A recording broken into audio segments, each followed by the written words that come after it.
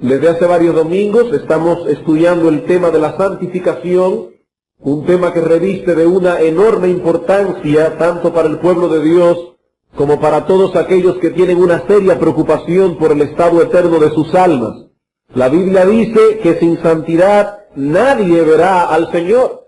Por tanto, es imprescindible que todos nosotros podamos tener nociones claras en cuanto a la naturaleza de la santificación y los medios para obtener la santificación. Y a medida que hemos ido avanzando en estos estudios, hemos visto cómo Dios liberta al pecador del dominio del pecado en el momento de la conversión.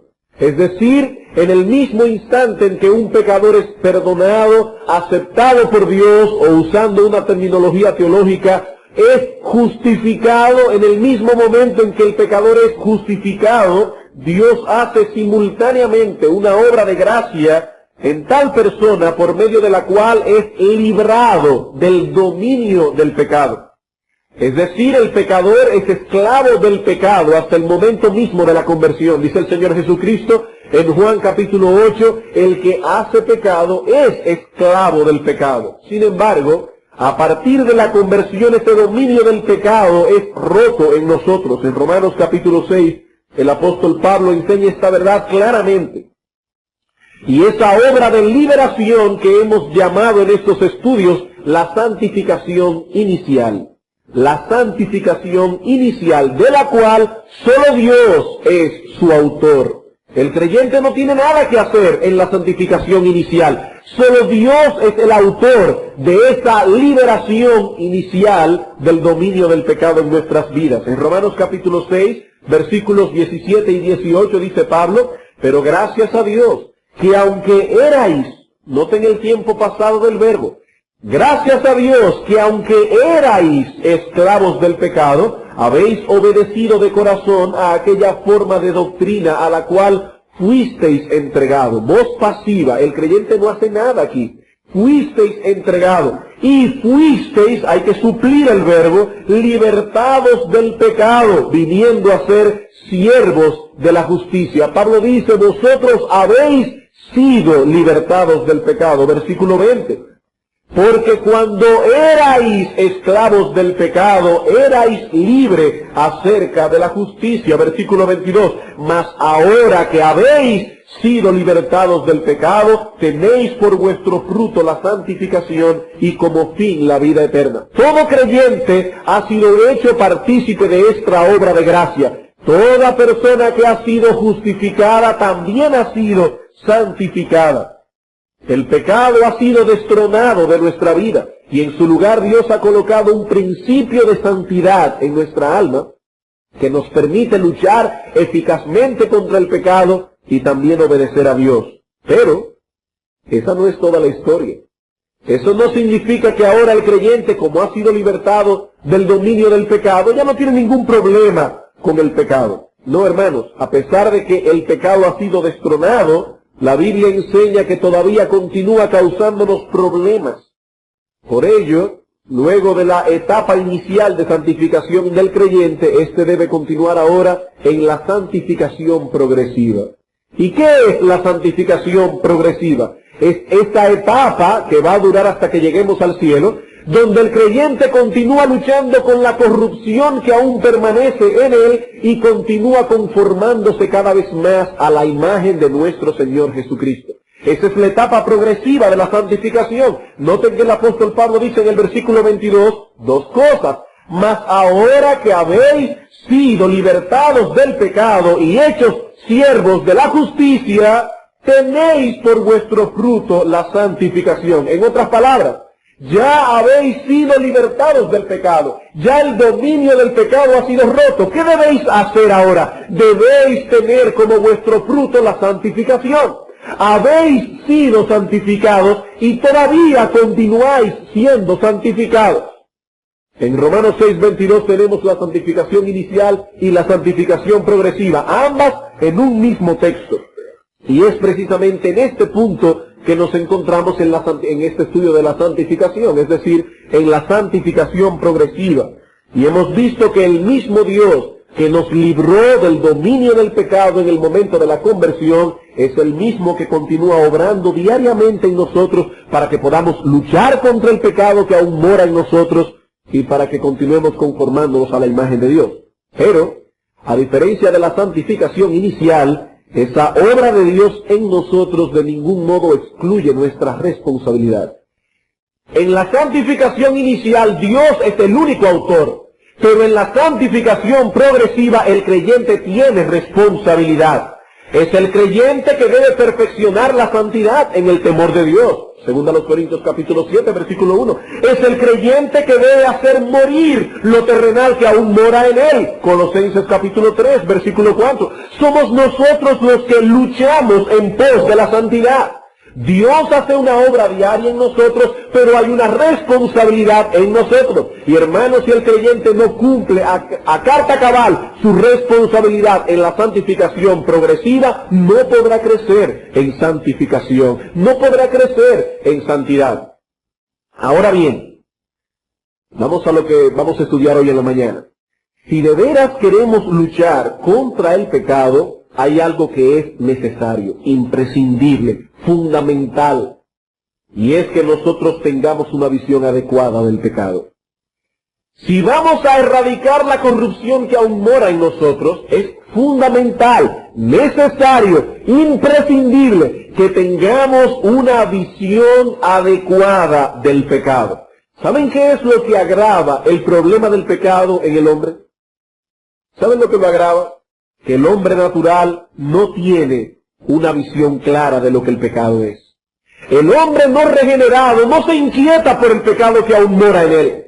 Él no ve ese problema como un problema grave. Él no cree que eso es algo que debe inquietar su alma y su corazón. Él no se intranquiliza por el pecado. Él no ve el pecado en su justa dimensión. Tanto es así que el inconverso hasta le ha puesto grados al pecado. Ahora resulta que hay pecados que son veniales, hay pecados que son mortales. Esto ha llegado al colmo de que el inconverso incluso hasta ha clasificado las mentiras. Y hay una clasificación que es inaudita. Hay mentiras que son piadosas. Es decir, mentiras, y la Biblia dice que el diablo es el autor de toda mentira, que son síntomas de piedad. Mentiras blancas. No, amigo, la Biblia dice que el pecado es pecado, y lo que vamos a intentar en esta mañana es presentar el pecado en toda su crudeza, presentar el pecado en su justa dimensión, porque si no vemos el pecado tal cual es, nosotros no vamos a luchar contra él. Es como que usted vaya a un médico y le diga, doctor, exactamente qué es lo que yo tengo, y el médico le diga una palabra ahí en latín o en griego que usted no entienda mucho. Y usted dice, bueno, yo pensaba que era algo más malo, pero usted podría traducirme qué es lo que eso significa, y el médico le dice, bueno, ese es el nombre técnico para la leucemia. Entonces usted se inquieta. Mientras usted no sabe qué es lo que tiene, y hay un nombre raro que usted no entiende, usted piensa que su problema no es tan grave, hasta que el médico le dice, amigo, claramente, llanamente, usted sufre de cáncer en la sangre, usted tiene leucemia. Y entonces el individuo comienza a temblar. Yo lo que quiero entonces en esta mañana es que si usted está aquí sin Cristo, tiemble al oír lo que es el pecado que aún hay en usted y que no ha sido lavado por la sangre del Señor. Y si somos creyentes, que viendo el pecado en su justa dimensión, entonces luchemos a él con conciencia, con una verdadera conciencia. El tema que tocaremos hoy, basado en Romanos capítulo 7, versículos 9 y 13, los dos versículos, se titula precisamente La excesiva pecaminosidad del pecado. El título del sermón de hoy es La excesiva pecaminosidad del pecado. Y a la luz de este texto veremos tres cosas. Primero, que el hombre natural no contempla el pecado en su dimensión real. En segundo lugar, veremos cuál es la visión apropiada que debemos tener del pecado. Y finalmente, algunas recomendaciones finales acerca de cómo desarrollar hacia el pecado una sensibilidad que es necesaria para nuestra lucha en pos de la santidad. Vamos a leer entonces Romanos capítulo 7, versículo 9 y versículo 13. Dice el apóstol Pablo, hablando de su testimonio personal, y yo sin la ley vivía en un tiempo, pero venido el mandamiento, el pecado revivió y yo morí. Versículo 13. Luego, lo que es bueno vino a ser muerte para mí en ninguna manera, sino que el pecado, para mostrarse pecado, produjo en mí la muerte por medio de lo que es bueno, a fin de que por el mandamiento el pecado llegase a ser sobremanera pecaminoso. A fin de que por medio de la ley de Dios el pecado llegase a ser sobremanera pecaminoso. Y quiero reconocer antes de comenzar que vamos a usar ampliamente el material expuesto hace muchos años atrás en un sermón por el puritano predicador William Bridge, en un mensaje que él tituló La pecaminosidad del pecado. Y es increíble ver cómo este sermón, que fue predicado en el 1667, todavía tiene muchas cosas que decirnos a nosotros en este día. Vamos a ver entonces primeramente la falta de visión adecuada del hombre natural respecto al pecado. En ese texto que acabamos de leer, el apóstol Pablo narra su propia experiencia de conversión. Pablo, ustedes saben, era un fariseo antes de conocer a Cristo, y no cualquier fariseo. En Gálatas capítulo 1, el apóstol Pablo, dando su testimonio, dice: porque ya habéis oído acerca de mi conducta en otro tiempo en el judaísmo, que perseguía sobremanera a la iglesia de Dios y la asolaba, y en el judaísmo aventajaba. Él, siendo judío, fariseo, aventajaba a muchos de mis contemporáneos en mi nación, siendo mucho más celoso de las tradiciones de mis padres. Es decir, Pablo no solamente era fariseo, la secta judía más estricta de aquella época, sino que era un fariseo aventajado. Era un gran fariseo. Y en otro lugar nos dice en Filipenses capítulo 3, el texto que leyó nuestro hermano Paul esta mañana, que en lo que respecta a la conducta externa exigida por la ley, Pablo era considerado por sus correligionarios una persona irreprensible. En lo que respecta a la ley en su forma externa, dice Pablo, yo era irreprensible. Así que Pablo en aquel tiempo era el típico moralista y religioso, que pensaba que se iba a salvar por sus buenas obras. Él pensaba que su salvación estaba asegurada en base a sus méritos personales y en base a su fidelidad en el cumplimiento de sus deberes religiosos. En ese tiempo, este fariseo moralista conocía la letra de la ley. Pablo era un hombre celoso de la ley de Dios. Era un hombre que conocía la letra de la ley al dedillo y se esforzaba por vivir conforme a ella, pero en realidad la ley no era algo vivo para él. Hermanos, noten esto. El hombre que está hablando en Romanos 7 era un conocedor de la ley. Era un hombre que se esforzaba por cumplir al dedillo la letra de la ley. ¿Y saben lo que él dice con respecto a sí mismo? Versículo 9. Yo sin la ley vivía en un tiempo. Y uno se pregunta, ¿y cómo es eso? ¿Cómo siendo él un fariseo dice que él vivía sin la ley? Lo que Pablo está diciendo, lo que él quiere decir cuando afirma que vivió sin ley, es que la ley era una letra muerta para él. La ley no afectaba su conciencia. Él cumplía con todos los rituales externos. Pero Pablo no había comprendido que la ley trata hasta con nuestras más profundas motivaciones. El Señor Jesucristo ilustra esto perfectamente en el Sermón del Monte. Por ejemplo, en Mateo capítulo 5, el Señor dice a los fariseos que están allí oyéndole: oísteis que os fue dicho, no matarás. Y ustedes piensan que ese mandamiento es cumplido cuando ustedes se abstienen de quitarle la vida a otra persona. Cristo dice, no. El alcance de ese mandamiento es mucho mayor. El que aborrece a su hermano ya es un homicida. El mandamiento de no matarás tiene un alcance mucho mayor. Ese mandamiento incluso incluye la preservación de tu vida. Si eres una persona que estás abusando de tu cuerpo, si eres una persona que estás abusando de tu cuerpo físico, estás violando el mandamiento de no matarás. Si eres una persona glotona, que comes hasta el punto de llegar a la obesidad y enfermarte, estás violando el mandamiento. La Biblia dice, no matarás, debes cuidar tu vida. No es tan simple como decir, dice ahí, no matarás, yo nunca he asesinado a nadie. El Señor dice en Mateo capítulo 5, no adulterarás. Oísteis que fue dicho, no adulterarás, pero yo os digo, cualquiera que mira a una mujer para codiciarla que no sea la suya propia, ya adulteró con ella en su corazón. Ese es el alcance real de la ley divina. Y el Señor no estaba aquí cambiando la ley, el Señor estaba interpretándola correctamente. Porque Él dice anterior a eso, yo no vine a añadir ni a quitar a la ley. Yo vine más bien a cumplirla.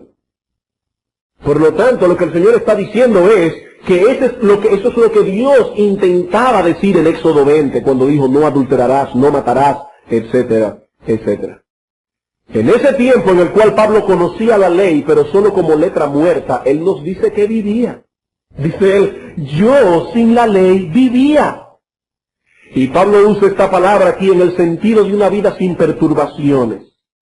Una vida en la cual nos sentimos complacidos de nuestras propias obras de justicia. Él vivía. Está hablando de una vida gozosa, una vida anhelante. Yo vivía sin la ley. Yo pensaba que estaba perfectamente bien. Charles Bridges, o William Bridges, perdón, parafrasea las palabras de Pablo, como si éste estuviera diciendo, yo me consideraba a mí mismo como un hombre gozoso. Era animoso y feliz. Pensaba muy bien acerca de mi propia condición. Eso es lo que Pablo quiere decir cuando dice yo sin la ley vivía. Yo estaba vivo, gozando la vida. Y si alguien me preguntaba en ese momento si yo iba para el cielo, le iba a decir estoy seguro de que voy para allá. Puedo morir tranquilo. Mi conciencia no me acusa, porque la ley de Dios no era algo vivo para su conciencia. Yo sin la ley vivía. Era una letra muerta para mí. Su ceguera espiritual no le permitía percatarse de cuál era su verdadera condición delante de Dios. Él vivía en el pecado. El pecado era su hábitat, por tanto no poseía la capacidad de evaluar su condición en una forma objetiva.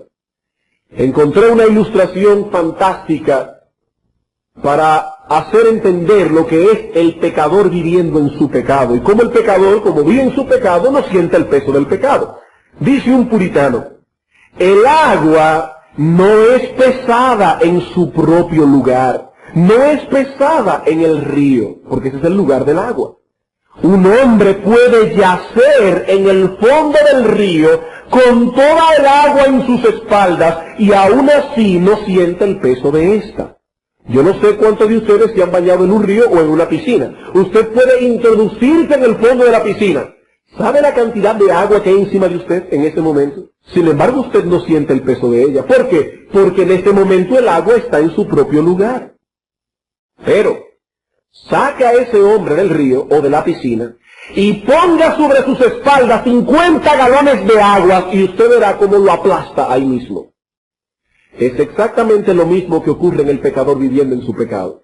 Mientras él está viviendo en el pecado es su hábitat. Él no siente el peso del pecado en su conciencia, pero cuando viene Dios y liberta a ese hombre del dominio del pecado, lo traslada a otra esfera en el cual el pecado ya no es Señor, en el cual el pecado ya no es soberano, entonces ese hombre comienza por primera vez a sentir el peso de su pecado sobre su conciencia.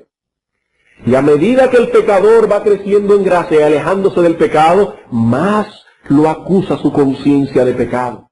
Y más capacitado está el pecador ya convertido, el pecador ya regenerado para decir, realmente yo era malo cuando era inconverso. ¿Cuánto pecado había en mi corazón? Eso fue precisamente lo que sucedió con el apóstol Pablo. Mientras la ley era letra muerta para él, él vivía. ¿Pero qué sucedió después? Dice él, yo sin la ley vivía en un tiempo, pero venido el mandamiento, el pecado revivió y entonces yo morí.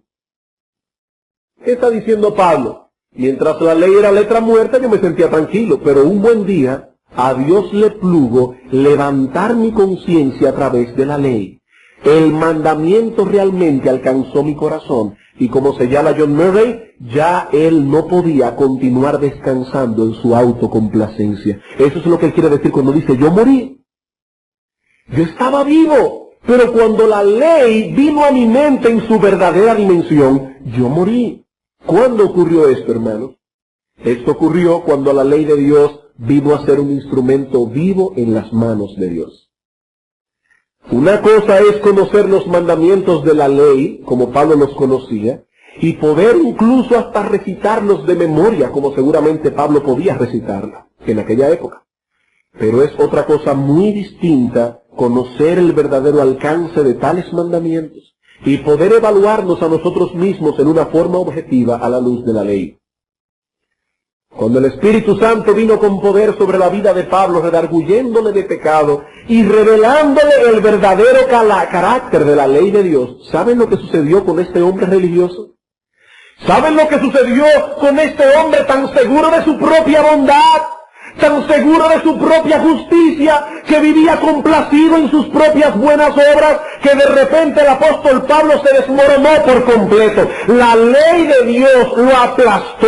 Versículo 13 dice él: luego lo que es bueno vino a ser muerte para mí en ninguna manera, sino que el pecado, para mostrarse tal cual era, eso es lo que significa eso, el pecado, para mostrar su pecaminosidad, produjo en mí la muerte por medio de lo que es bueno, es decir, por medio de la ley, a fin de que por medio del mandamiento el pecado llegó a ser para mí sobremanera pecaminoso.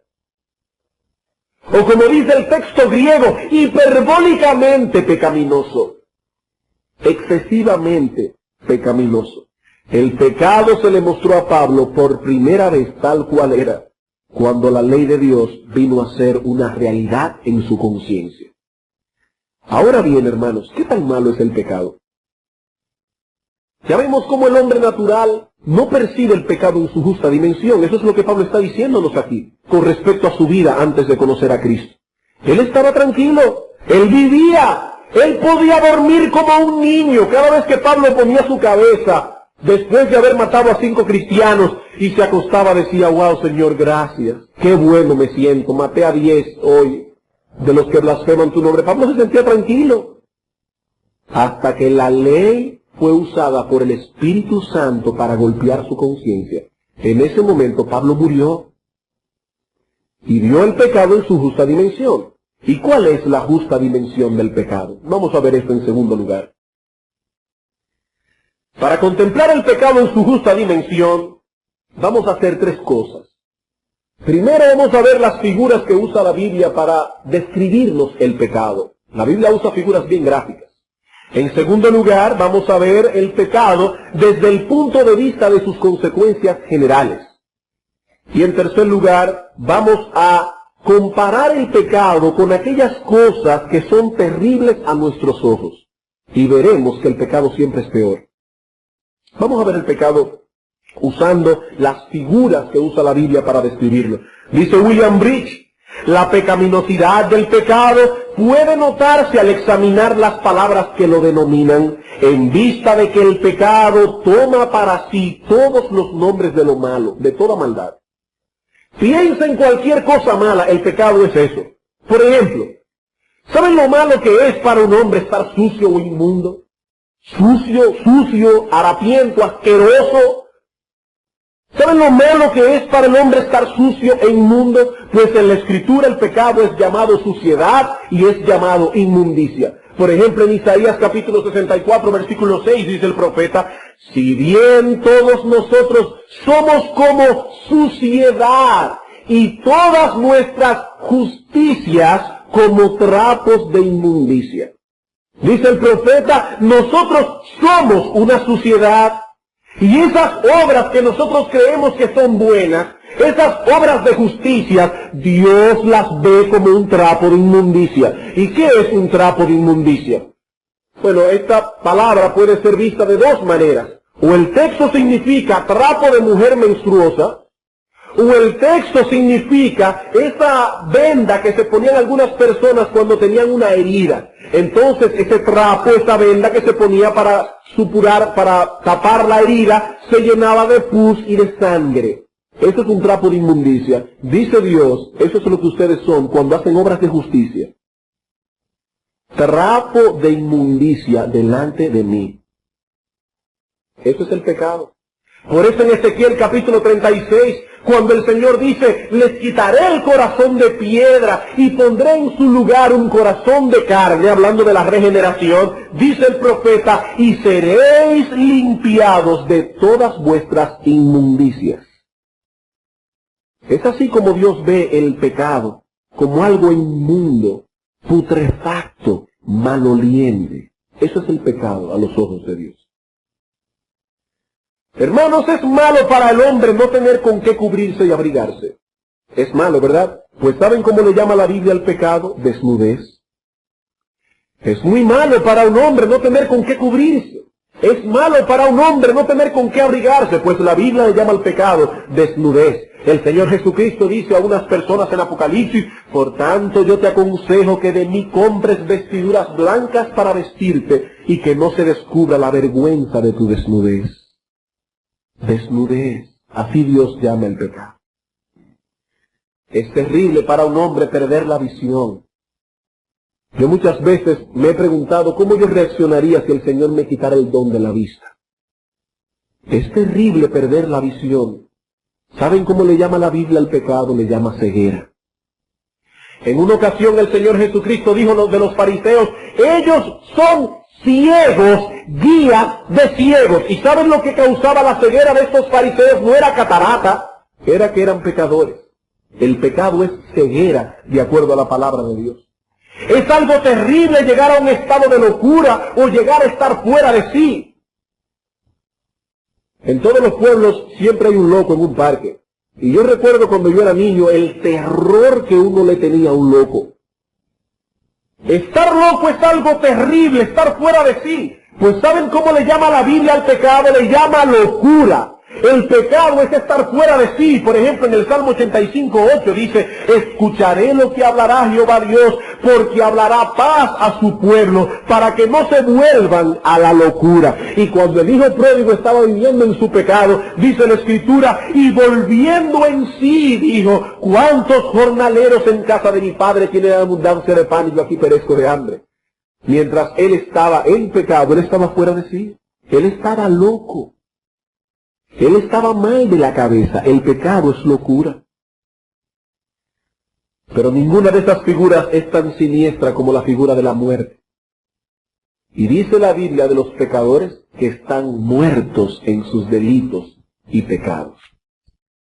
Así que la Escritura compara el pecado con la suciedad, la inmundicia, la desnudez, la ceguera, la locura y la muerte. Y a pesar de que son figuras terribles, alguien ha dicho muy acertadamente que no hay ninguna palabra que pueda abarcar la maldad del pecado. Por eso es que cuando Pablo pudo contemplar el pecado bajo el peso de la ley divina sobre él, dice que el pecado llegó a ser sobremanera pecaminoso. Y la palabra griega que usa ahí es hyperbolen, de donde viene nuestra palabra hiperbólico. Excesivo, en gran manera pecaminoso. Vamos a ver el pecado visto desde el punto de vista de sus consecuencias. No solamente desde el punto de vista de las figuras que usa la Biblia, sino también de sus consecuencias. Hermanos, ¿no es acaso el pecado aquello que nos separa de Dios? Lo único que separa al hombre de Dios es el pecado. El profeta Isaías dice en Isaías 59:2, vuestras iniquidades han hecho división entre vosotros y vuestro Dios. Y si el pecado nos separa de aquel que es la suma de todo bien y de toda bondad, es porque debe ser algo en gran manera perverso, ¿verdad que sí? Es el pecado lo que nos separa de Dios. Y Dios es la suma de todo bien. Dios es la suma de toda bondad. Por lo tanto, si es el pecado lo que nos separa de aquel que es la suma de todo bien, el pecado tiene que ser en gran manera perverso. Hermanos, ¿acaso no fue por nuestros pecados que el Hijo de Dios tuvo que hacerse hombre y sufrir los horrores de la muerte y muerte de cruz, como dice la Biblia? ¿Acaso no fue por el pecado? Dice la Escritura en Romanos 4:25 que Cristo fue entregado por nuestras transgresiones. Y el profeta Isaías dice que Cristo fue molido por nuestros pecados. Fueron nuestros pecados los que llevaron al Santo Hijo de Dios a la más horrible de todas las muertes. Por ende, el pecado debe ser en gran manera malo y perverso. Como dice Agustín de Hipona, oh hombre, considera la grandeza del pecado a la luz del precio tan grande que se pagó por él. Miren a ver si el pecado es algo excesivamente grave, algo infinitamente perverso, que solo el infinito Hijo de Dios pudo pagar el precio que costaba. Por otra parte, es el pecado y no ninguna otra cosa la que deterioró y manchó la imagen de Dios en nosotros. Es el pecado. El hombre fue creado a la imagen de Dios en justicia y santidad y verdad. Pero desde que el pecado llegó a la vida del primer hombre, el pecado manchó, deterioró la imagen de Dios en nosotros. Dice Romanos capítulo 3, versículo 22 al 23, no hay diferencia por cuanto todos pecaron y están destituidos de la gloria de Dios. Algunas personas piensan que ese texto lo que significa es que como hemos pecado no podemos entrar a la gloria de Dios. Y aunque eso es verdad, eso no es lo que el texto significa. Cuando el apóstol Pablo dice, hemos pecado y nos hemos quedado cortos de la gloria de Dios, lo que está diciendo es, ya no alcanzamos la medida de la gloria de Dios, nos hemos quedado cortos, la imagen de Dios en nosotros quedó manchada, deteriorada por causa del pecado. Y si eso es así, el pecado tiene que ser excesivamente perverso. Deterioró la imagen de Dios en nosotros. Hermanos, es el pecado y no ninguna otra cosa lo que mantiene ardiendo por la eternidad las llamas del infierno. ¿Saben por qué el pecado no se apagará nunca jamás? Porque los que están en el infierno ya no serán limpiados de sus pecados. Y mientras el pecado continúe morando en el gusano que no muere, el fuego nunca se apagará. El pecado es lo que mantiene por la eternidad las llamas del infierno ardiendo. Como dice un puritano, el pecado es el combustible del infierno. Sin el pecado, las llamas del infierno se extinguen. El pecado es el azufre que enciende el fuego infernal para siempre. Qué grave es el pecado. El pecado es el azufre que enciende el fuego infernal por los siglos de los siglos. Hermanos, es por causa del pecado que toda la creación quedó sumida en maldición por causa del pecado. Y en un daño tan irreparable que Dios no tiene otra solución que la de destruir por completo esta tierra y estos cielos y crear cielos nuevos y tierra nueva en los cuales more la justicia. Es tan grave lo que causó el pecado en la creación y en el universo completo que Dios va a tener que pasar el universo y el cielo y la tierra por fuego, destruirlos completamente y hacerlos de nuevo. Ya no queda otra solución. El pecado manchó la creación de Dios hasta sus mismos cimientos. Y si alguien no ha quedado aún lo suficientemente convencido de que el pecado es excesivamente pecaminoso, yo quiero ver el pecado ahora en tercer lugar, en comparación con aquellas cosas que nosotros consideramos terribles, y veremos que el pecado siempre es peor. Por ejemplo, comparemos el pecado con las aflicciones, de las cuales vamos a hablar esta tarde más extensamente. Comparemos el pecado con las aflicciones, y veremos que por más grande que éstas sean, nunca serán peores que el más pequeño de los pecados. A usted le puede suceder lo mismo que le pasó a Job. Perder en un día todas sus posesiones, perder en un día todos sus criados, que se le mueran en un día sus 10 hijos, como le sucedió a Job. Y los que se están quejando por la fila de gasolina, yo les recomiendo que lean a Job. Usted puede pasar por todas esas desgracias en un solo día y todavía esa aflicción es muchísimo más pequeña que el más pequeño de todos tus pecados. Por ejemplo, por más grande que sea una aflicción, nunca contamina al hombre, nunca. No importa cuán grande sea una aflicción, nunca contamina al hombre por una razón muy sencilla. La aflicción viene de fuera, no de dentro. ¿Y sabe qué dice la Escritura? Nada hay fuera del hombre que entre en él que le pueda contaminar. Nada. Pero lo que sale de él, eso es lo que contamina al hombre, Marcos 7:15. Nada hay que venga de fuera del hombre que lo pueda contaminar, y las aflicciones vienen de afuera. Sin embargo, no importa cuán pequeño nuestros ojos sea un pecado, tal pequeñez contamina nuestra alma. Y que el pecado es peor que las aflicciones. Por otro lado, la Escritura enseña que Dios es el autor de las aflicciones. Oiga bien, hermano, y lo veremos esta noche con más detalles, Dios es el autor de las aflicciones, no importa cuán grande esta puede ser. Así que cuando te quedas en medio de la aflicción, estás maldiciendo a Dios. Cuando Dios le dijo a Satanás, ¿tú has considerado a mi siervo Job? Satanás dice, oh, pero claro, ¿y cómo él no va a ser fiel a ti con todas las bendiciones que tú le has dado? Pero aflígelo, dice Satanás, y verás si Job no te maldice en tu misma cara. ¿Estaba pensando Satanás que Job llegaría al punto de maldecir abiertamente a Dios? Por supuesto que no. Pero Satanás sabía que si Job llegaba a quejarse y a decir, ¿pero qué es lo que Dios está haciendo conmigo?, Job estaba en realidad maldiciendo a Dios. Dios es el autor de las aflicciones. Pero hermanos, Dios no es autor de pecados. Dios es autor de las aflicciones por más grandes que éstas puedan ser. Pero no importa cuán pequeño sea un pecado, Dios no fue el autor de él. Así que no importa cuán grande sea una aflicción, esta nunca va en contra de Dios. Nunca.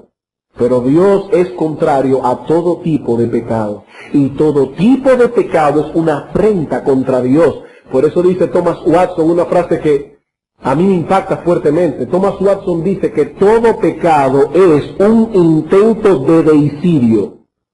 ¿Saben lo que es un deicidio? Tratar de asesinar a Dios. Eso es el pecado. Es un intento de deicidio. Es un intento de asesinato a Dios. Yo quisiera que Dios no hubiera estado ahí, que Dios no hubiera dado esta orden, porque yo quiero hacer lo que Dios está prohibiendo. Y todo pecado es un intento de asesinato a Dios, dice Thomas Watson. Pero nunca las aflicciones, nunca las aflicciones. Por otra parte, hermanos, las aflicciones son muchas veces la envoltura en la cual Dios trae a nuestras vidas muchas bendiciones, como veremos esta tarde. Muchas bendiciones vienen a nuestras vidas en la envoltura de la aflicción.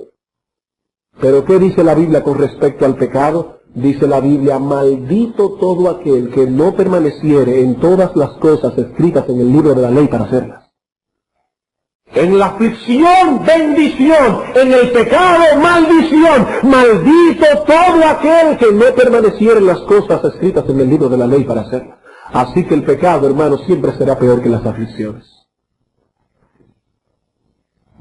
Hermanos, quiera Dios darnos una visión apropiada de estas cosas, porque muchas veces tenemos más temor por las aflicciones que por el pecado.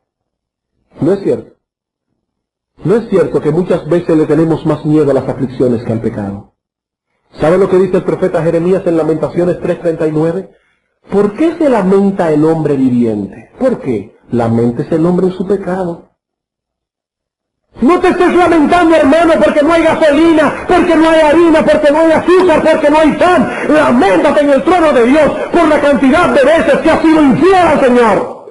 ¿Por qué se lamenta el hombre viviente? Dice el profeta. Laméntese el hombre en su pecado. Hermano, tenle más miedo al pecado que a la aflicción. Porque el pecado viene preñado con maldiciones, pero muchas veces la aflicción viene llena de bendiciones para ti. Tenle más miedo al pecado que a la aflicción. Pero comparemos ahora el pecado con las dos cosas más terribles que puedan existir: el diablo y el infierno. Y veremos que el pecado es peor que eso. Hermanos, el pecado es peor que el diablo y el infierno. ¿Saben por qué? Porque al menos al diablo lo hizo Dios, y al infierno lo hizo Dios, pero el pecado es el primogénito de Satanás. El pecado es peor que el infierno mismo. El pecado es peor que Satanás, porque ambas cosas son criaturas de Dios, pero no el pecado. No el pecado, nunca. Con razón decía alguien que una mirada inconveniente, un pecadito como tan simple como una mirada que yo no debía haber hecho, pesa más que el mundo entero. Una mirada inconveniente pesa más que el mundo entero.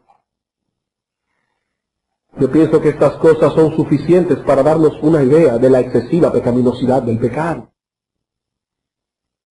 Pero yo debo añadir algo más. ¿Ustedes ven lo que es el pecado? Pues en el caso del creyente, el pecado es peor. Esto fue simplemente el pecado en sentido general. En el caso nuestro, hermanos, nuestro pecado es peor. ¿Y saben por qué el pecado en el creyente es peor? En primer lugar, porque poseemos un conocimiento y una capacidad que el impío no posee. Así que pecamos desde una posición de mayor privilegio. Y el que peca desde una posición de mayor privilegio, su pecado es peor. Su pecado es peor. El pecado nuestro es peor que el pecado del impío. Porque nosotros tenemos un conocimiento que el impío no posee. Y Dios, a través de la santificación inicial, nos ha libertado del dominio del pecado. Nosotros tenemos una capacidad que el impío no posee para luchar contra el pecado. Nuestro pecado es peor. En segundo lugar, porque nuestro pecado deshonra a Dios más que el pecado del inconverso. Hermanos, ¿cuántos corazones de impíos han sido endurecidos por los pecados del pueblo de Dios? Cuando ven a una persona y dice, pero yo creía que fulano de tal era creyente. ¿Y cómo es posible que esa persona pueda hablarle con ese tono a su mujer? ¿O cómo es posible que esa mujer pueda hablarle en ese tono a su marido? ¿O cómo es posible que reaccionen de esa manera ante las cosas que suceden a nuestro alrededor? Yo pensaba que era cristiana o que era cristiano. El pecado del creyente tiene consecuencias peores que el pecado de los inconversos. En tercer lugar, es peor el nuestro porque nuestros pecados son totalmente contrarios a lo que profesamos. Y cuando una persona peca contra lo que profesa, su pecado es peor. Hermanos, ¿qué es peor? Encontrarnos a un civil que es injusto o a un juez que es injusto. ¿Qué es peor? Es peor el juez que es injusto. ¿Por qué? Porque el juez está ahí para administrar justicia. Él profesa justicia. Y si él profesa justicia y está allí para aplicar la justicia, su injusticia es peor, es mayor. Nosotros profesamos santidad. Por lo tanto, el pecado está en contra de nuestra profesión cristiana. Pero la razón que más me impacta a mí es esta que voy a dar ahora. El pecado nuestro es peor que el pecado del inconverso. ¿Saben por qué? Porque cuando el creyente peca, se está arrepintiendo de haberse arrepentido. Cuando el creyente comete pecado, en realidad se está arrepintiendo de haberse arrepentido. ¿Qué fue lo que tú hiciste cuando viniste delante del trono de Dios y le dijiste, Señor, perdona mis pecados? Le estabas diciendo, Señor, yo entiendo que he pecado contra ti, entiendo que he hecho mal. Y si has hecho mal, ¿por qué volviste otra vez allí? Cuando vuelves allí, lo que está diciendo es, ¿para qué me fui del mundo? ¿Para qué me volví atrás? ¿Para qué me arrepentí de mis pecados? En otras palabras, hermano, te estás arrepintiendo de haberte arrepentido. Tu pecado es peor, 1000 veces peor. Eso es lo que me da seguridad a mí de que la salvación no se puede perder. Porque si la salvación se perdiera por el pecado de los hijos de Dios, en el infierno habría un lugar exclusivamente reservado para los cristianos que se van al infierno. Porque nosotros pecaríamos peor que el impío. Gracias al Señor que nuestros pecados fueron perdonados y arrojados en el fondo del mar. Bien, hermanos, como ustedes pueden ver, el pecado es algo serio. ¿Cómo yo puedo desarrollar sensibilidad hacia el pecado? ¿Cómo? Antes de terminar, quisiera dar algunas observaciones finales para desarrollar sensibilidad a la pecaminosidad del pecado. En primer lugar, asegúrate de meditar a menudo en la cruz de Cristo. Asegúrate de meditar a menudo en la cruz de Cristo. Solo podremos tener una idea clara de la pecaminosidad del pecado cuando la veamos a la luz de la crucifixión. Es la única forma en que podemos ver el pecado en su justa dimensión. No veas el pecado desde el punto de vista de lo mal que te sientes cuando pecas. No, eso no es suficiente, no. Hermano, contempla a Cristo colgado de un madero, recibiendo en su cuerpo toda la ira de Dios, que merecía tu pecado y el mío, y entonces entenderás lo grave que es el pecado. Contempla a menudo a Cristo crucificado en la cruz. Segundo,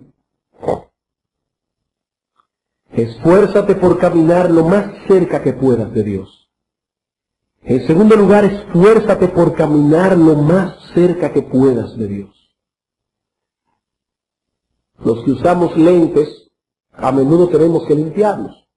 Y cuando uno va a limpiar un lente, uno no puede hacerlo así porque no va a ver mucho. Uno tiene que ponerlo a trasluz de un foco fuerte. Entonces uno ve todas las imperfecciones. Hermanos, lo mismo ocurre cuando caminamos cerca de Dios. Cuando leemos esos diarios escritos por los grandes hombres de Dios, uno ve allí la conciencia que ellos tenían de su propia perversidad. Nada más léanse el diario de David Brainerd y quedarán convencidos de ello. ¿Y por qué esa gente tenía una conciencia tan grande de su propia pecaminosidad? Porque eran gente que caminaban cerca de Dios. Y como caminaban cerca de Dios, la luz que emana de Dios les hacía ver su corazón exactamente como era. Este es el proceso descrito por el apóstol Juan en su primera carta, en primera de Juan, capítulo 1. A medida que el creyente va avanzando en su vida cristiana, comienza a ver cosas que antes no veía. Y dice, oh, con cuánta facilidad hacía yo esto y aquello, pero ahora me doy cuenta que es pecado delante de Dios. En primera de Juan, capítulo 1, versículo 5 en adelante, dice, este es el mensaje que hemos oído de él y os anunciamos. Dios es luz y no hay ninguna tinieblas en él. Si decimos que tenemos comunión con él y andamos en tinieblas, mentimos y no practicamos la verdad. Pero si andamos en luz como él está en luz, tenemos comunión unos con otros y la sangre de Jesucristo, su Hijo, nos limpia de todo pecado. Dice Juan, Dios es luz. El que dice que conoce a Dios debe andar cerca de Dios, debe andar en luz. Pero ¿qué sucede cuando el creyente anda en luz? Que al andar en luz descubre cuáles son sus pecados. Al descubrir cuáles son sus pecados, los confiesa, versículo 9. Si confesamos nuestros pecados, Él es fiel y justo para perdonar nuestros pecados y limpiarnos de toda maldad. ¿Qué ocurre cuando Dios nos limpia de toda maldad? Que entonces caminamos más cerca de Dios. Y al estar más cerca de Dios, recibimos más luz. Y al recibir más luz, entonces vemos cosas de las cuales no nos habíamos percatado antes. Entonces vamos a Dios, confesamos nuestra falta, Él perdona nuestros pecados, nos limpia de iniquidad y el proceso comienza otra vez. Estamos más cerca de Dios, más luz, más visión del pecado y así sucesivamente. ¿Quieres tú ser sensible al pecado? Esfuérzate por caminar lo más cerca que puedas de Dios. Tercero, medita constantemente en la ley de Dios, no solo en la mera letra de ella, sino también en sus implicaciones. Y entonces el Espíritu Santo usará esa revelación del carácter de Dios para darte más conciencia de lo que Dios espera de ti. Yo recuerdo la primera vez que yo entendí lo que significa el mandamiento, no tomarás el nombre de Dios en vano. Hace muchos años atrás, quizás muchos de ustedes no estaban aquí para esa época, estábamos dando unos estudios acerca de la ley divina. Y cuando comenzamos a estudiar ese mandamiento, y yo comencé a entender lo que significa no tomarás el nombre de Dios en vano. Qué fuerte fue, qué fuerte. Hermanos, dice la Biblia, por ejemplo, usando ese texto como un ejemplo, no tomarás el nombre de Dios en vano.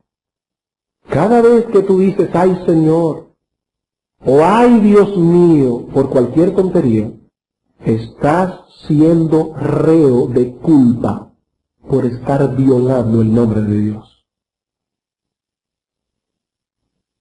Y cuando el creyente comienza a meterse en la ley y comienza a ver las implicaciones de la ley, como digo aquí, no como una mera letra, sino viéndola en su verdadera dimensión, entonces el Espíritu Santo usa eso para hacernos sensibles al pecado. Y por último, dedícate a la práctica regular de autoexamen. Dedícate a la práctica regular de autoexamen. No para caer en introspección, son dos cosas muy diferentes, ser introspectivo y ser autoexaminador. Introspectivo es una persona que está todo el tiempo, cada segundo, ¿por qué yo habré hecho esto? ¿Por qué me habré puesto esa ropa? ¿Por qué habré ido por allí, no por allí? ¿Por qué? ¿Por qué? Es una persona que coge su alma y la pone en un plato y la diseca y la pone en un microscopio y está todo el tiempo allí analizando. Eso es introspección, eso es morboso, eso es malo. Eso hunde al hombre y a la mujer en desesperación. Pero hermanos, regularmente tenemos que ir delante del trono de Dios y usando las palabras del salmista en el Salmo 139, decir, examíname, oh Dios, y ve si hay en mí camino de perversidad y guíame por la senda de rectitud. Señor, yo quiero ver mi pecado. ¿Hay algo en este día que yo no te he confesado a ti? ¿Alguna actitud que debo cambiar? ¿Algún pecado del cual debo arrepentirme? ¿Y sabe lo que sucede, hermano, cuando haces eso? Que al arrepentirte del pecado te alejas de él. Y al alejarte del pecado eres más sensible a él. Mientras más cerca está un hombre al pecado, más duro es su corazón. Más duro es su corazón. Por eso mientras más se aleja del pecado, más sensible y tierno se vuelve el corazón. Ocurre como esta gente que vive en esos barrios, donde delante de la casa pasa agua maloliente, así de esa agua que está ya abombada porque está putrefacta. Y llegan las personas de fuera y dicen, ¿cómo esta gente puede vivir en este ambiente? Ellos están acostumbrados a vivir ahí, ese mal olor no les molesta. Pero tome a uno de esos niños que viven en ese barrio y lléveselo unos cuantos años fuera de allí. Y póngala a vivir en una comunidad decente, limpia, olorosa, y después usted lo acerca a ese lugar, y usted verá cómo sentirá repugnancia de aquel sitio donde él estaba acostumbrado a vivir. Eso pasa con el pecado. Por eso debemos, hermanos, examinarnos regularmente. Señor, ¿hay algún pecado que yo debo confesar delante de ti? Y de ese modo podrás ser sensible al pecado. No debemos terminar sin dar una nota de advertencia. Así que van a aguantar un poquitico esto, pero yo prefiero que ustedes aguanten calor y no que se vayan con una conciencia torturada.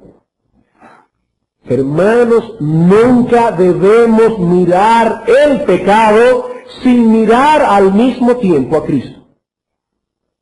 Porque en esta mañana hemos estado mirando el pecado. Y me imagino que alguno debe estar sintiéndose, como yo me sentí preparando el mensaje yo me sentí asfixiado. Y si yo me sentí asfixiado, espero que algunos de ustedes se hayan sentido igual. Pero no debemos mirar al pecado sin mirar al mismo tiempo a Cristo. Como tampoco debemos mirar a Cristo sin mirar al mismo tiempo el pecado. El que mira el pecado sin mirar a Cristo se hunde en desesperación. Pero el que mira a Cristo sin mirar el pecado cae en presunción. Por lo tanto debemos tener las dos cosas. Debemos mirar a Cristo y debemos mirar el pecado.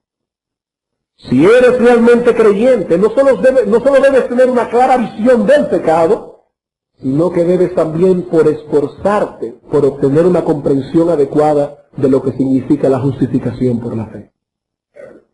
Debes esforzarte por obtener una comprensión adecuada de lo que significa la justificación por la fe. Entender que todos nuestros pecados fueron perdonados en Cristo. Ambas cosas deben estar allí. Dice Bridges, no permitas que el sentido de pecado apague tu gozo por el perdón. Y no permitas que tu gozo por el perdón oscurezca tu visión del pecado.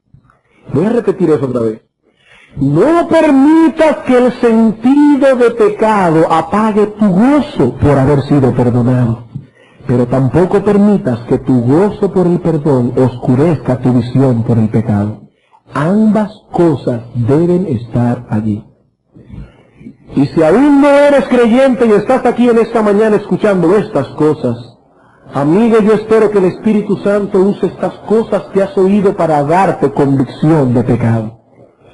El primer paso para convertirse a Cristo es sentirse redarguido de pecado. Dice el Señor, enviaré el Espíritu Santo, el cual convencerá al mundo de pecado, de justicia y de juicio. Nadie va al médico cuando se siente perfectamente bien de salud. Nadie va a Cristo a buscarlo como Salvador cuando se siente que no tiene nada de lo cual tiene que ser salvado. Así que, amigo, yo espero que el Espíritu Santo haya usado estas palabras para redarguirte de pecado, para darte convicción de lo grande que es ese pecado que cometes diariamente con tanta ligereza, esas cositas malas, esas pequeñas mentiritas que dices a diario, y aquellos pecados que tú sabes que son graves a los ojos de Dios. Espero que el Señor te haya dado en esta mañana una visión clara de lo que es la iniquidad del pecado a los ojos del Señor. Y si ha sido así, solamente te tengo una buena noticia. Pero solo si ha sido así, si te sientes convicto de pecado, si sientes como Pablo que tu conciencia no soporta el peso de tu maldad, si es así, te tengo una buena noticia, y es que nuestro Señor Jesucristo vino al mundo a pagar la deuda por el pecado, y solamente con arrepentirte de ellos, huir completamente de tu propia justicia, entender que no tienes absolutamente nada por ti mismo que te merezca aceptación delante del Señor, y desnudo y como un miserable vas delante de tu trono y le dices, Dios, perdona mi maldad, perdona mi pecado. Dice la Biblia que en ese instante Dios limpia y purifica toda tu maldad desde ese momento y hasta la eternidad. Cristo vino al mundo, dice la Biblia, para limpiarnos de toda iniquidad. Y la sangre de Jesucristo, su Hijo, nos limpia de todo pecado. Si sientes el peso de tu maldad sobre tu conciencia en esta mañana, amigo, hay una sola ciudad de refugio en la cual puedes esconderte, el Señor. ¿Y qué tengo que hacer? Lo único que tienes que hacer es creer. Lo único que tienes que hacer es creer. Pero ¿sabes una cosa? La fe no es natural al hombre. La fe es un regalo de Dios. Por tanto, lo que tienes que hacer es clamar misericordia. Clamar misericordia, decirle al Señor, como dijo una vez un hombre a Cristo, Señor, ayuda mi incredulidad. Ayuda mi incredulidad. Vamos a orar. Qué bueno, Señor, es para nosotros poder contemplar la excesiva pecaminosidad del pecado, pero afianzados en la promesa de que tu Hijo Jesucristo nos ha purificado por completo. Oh Señor, pero no permitas que el gozo de haber sido perdonados nos lleve hasta un punto de ser insensibles al pecado. Yo te pido por nosotros, los creyentes que están en esta congregación en esta mañana, que tu Santo Espíritu nos haga sensibles al pecado, para que podamos luchar con conciencia contra esas corrupciones que aún moran en nosotros. Y para los que están aquí sin Cristo, oh Señor, recibiendo ahora el peso sobre sus conciencias de toda la maldad acumulada durante años. Te suplico, Padre, que tú repartas fe y arrepentimiento por gracia. Y que como orábamos hace un momento cuando empezamos esta prédica, que se haga manifiesto que tu brazo de salvación no se ha acortado. Bendícenos, oh Señor, y prepáranos para venir esta tarde a seguir oyendo palabra tuya. Te lo suplicamos en Jesús. Amén.